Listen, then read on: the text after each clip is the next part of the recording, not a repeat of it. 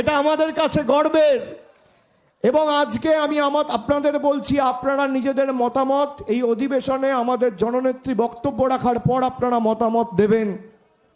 আপনাদের মতামতের উপর ভিত্তি করে আগামী দিন তৃণমূল কংগ্রেস প্রার্থী ঠিক করবে। কিন্তু কথা দিতে হবে, যারা আজকে এসছেন, বিশেষ করে আমি মনে করি তৃণমূল কংগ্রেসের প্রকৃত সম্পদ হচ্ছে তৃণমূলের বুথের সভাপতিরা।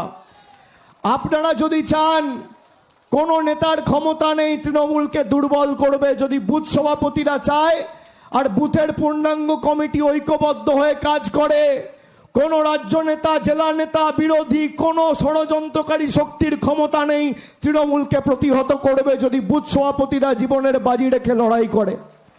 আমি সেই কারণে আপনাদের বলবো যে আগামী পঞ্চায়েত নির্বাচনে আমাদের অধিকারকে সামনে রেখে আমাদের লড়তে হবে, যাতে 100 দিনের টাকা আমরা দিল্লি থেকে আদায় করে ছিনিয়ে আনতে পারি।